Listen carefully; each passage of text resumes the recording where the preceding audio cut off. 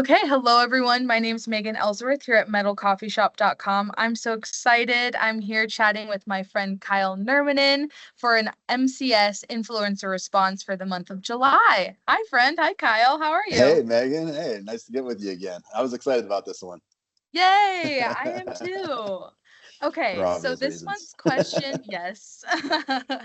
We love being with friends. We love talking about metal roofing. Yeah. Um, this month's question is, more contractors are looking to get into metal.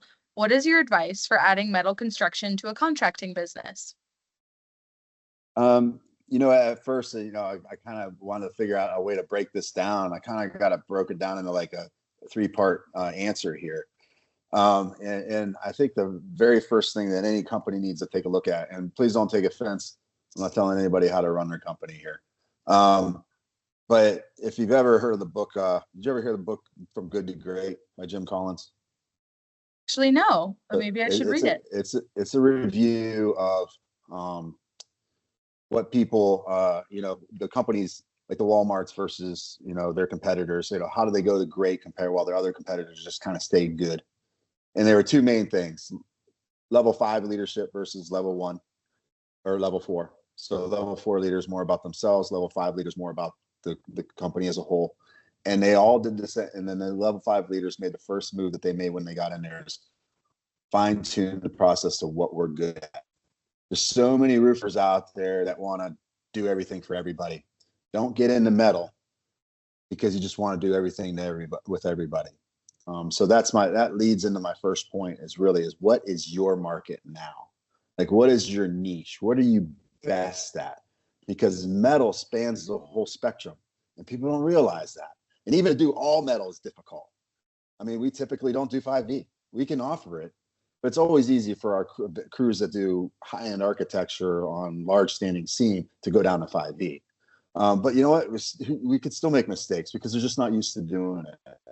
So number one question is, what is your market? Okay, so what other style of roofs are you doing? What price range are you in? Are you in the lower end of the market? Are you in the middle of the market? And be honest with yourself, or you're in the higher end of the market. Don't use metal right now to make the leap. Use metal now to match what you're already doing. Okay, so that's my first thing. And I know this is my second, my kind of B to that is keep in mind where you're at in the nation, because it's a national podcast. I'm in Florida. So metal has different strengths and weaknesses, pros and cons compared to other roof systems in Florida than it does up in Michigan. Right. So make sure you understand your climate and your atmosphere and your pros and cons of metal roofing compared to the other types of systems that you're doing. Yeah, absolutely. Right. So that I kind of already skimmed right over it, but what are you going to focus on? Are you going to focus on lower on metal? Are you going to focus on residential, or are you going to focus on commercial? You can do a lot. Multi-family. So you basically have three categories of your residential, your commercial, or your marketing, or your multi-residential. But what is your company geared for? Some people want to take a bid and put a bid in on anything on a multi-residential, and they don't really have the production capability to do multi-residential.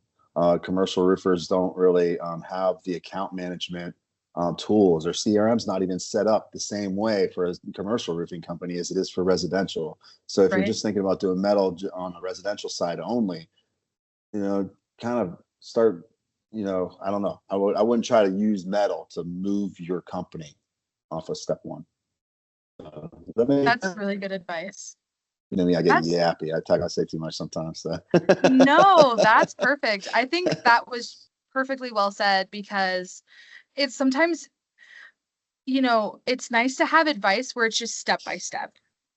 And those are really top tips that you gave. And I think starting where people are at is really important. You don't want to make, like you said, that leap and bite off more than you can chew. Just start small, start implementing metal in small ways, and then work your way up. And then before you know it, you'll be doing metal roofs all the time. Still have two other things you need to consider, though, before you even do that. Those are my other 2 points. And you might not. Do you have a crew right now that you can train to do metal, or do you want to sub a crew?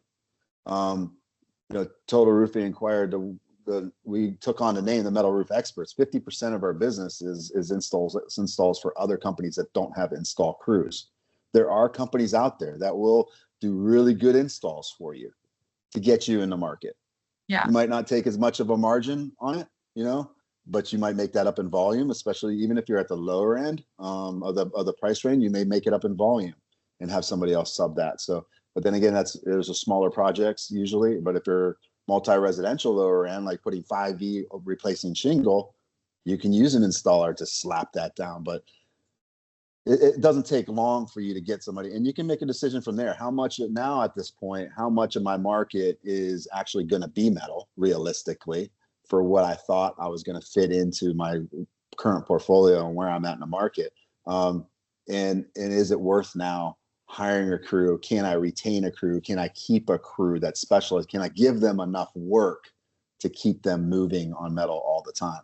Right. So it's difficult to find crews that are good at all three, at shingle and tile and metal. So you always got to keep that in mind. There's nothing wrong with being up front. We do the tear off, we do this is us, this is our company. These are who we trust to do the installs because they're the best. We don't do a lot of it, but when we do, we choose the best people. Some people try to cover up that they're subbing. Don't really have to do it that way. I mean, that's just my opinion. Like I said, I'm not trying to tell anybody how to run their business, but that's an option. And then that leads into the third, once you've decided that, who's going to do the work and how am I going to progress in this labor wise? What about distribution wise? Total Roofing is sister partners with Dynamic Metals. Of course, we're going to use Dynamic Metals for our metal roof installs. Right. But that doesn't mean we can't install other manufacturers as well when it's specified. And the reverse is true. I mean, some people don't bid enough metal work to really have a relationship with somebody like a Dynamic Metal. So they'll just go through distribution. There's a whole list of pros and cons that come with going either way. Whether you're reduced in options by one certain manufacturer or whether your supply is restricted, your consistency in material can be more or less consistent depending on which manufacturer and which distributor you're using. So there's all these factors that come into play, but those are kind of things you want to have a discussion with your team, where we're at now. How do we want to work our way into metal? And with what we have, what are we going to do labor wise? What works for us? What are we most comfortable with? Do we have a plan B or an installer that if our guys can't do it? And then what route do we want to go? What arena do we want to play in? Because to be honest with you, sometimes when you're manufacturing and the installer, yes, you can be a lot more competitive in a lot of ways. But we battle that battle of us not being specified on a lot of angles too, because supply options are mostly specified on larger projects through architects and engineers, so and new construction. So it goes both ways. What's in your neighborhood? What do you want to do? Yeah, absolutely. Yeah. Well, thank you so much, Kyle, for the great advice. And we really appreciate you being an influencer and spreading your wealth of knowledge. So thank you. I've been in this 20 years. So anybody out there to call me, my initials are KAN. I keep it candid. I'm going to tell you like it is. I'm going to tell you like it is, whether you want to hear it or not. So anybody's willing to drop me an email. I'm on LinkedIn. Look me up on LinkedIn. See what I do. Private message me with questions. I have so many podcasts I've done with you guys that are educational.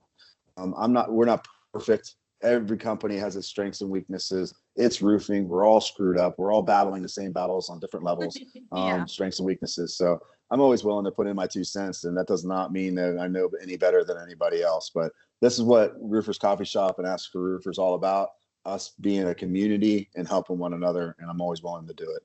Absolutely. Thank you for the opportunity. Absolutely. Oh my gosh. So everyone out there listening, go to metalcoffeeshop.com or ask a roofer or rooferscoffeeshop.com to learn more about the metal roof experts and Kyle. Thank you again, Kyle. I'll chat with you next month. My pleasure. All right. Take care. Be blessed.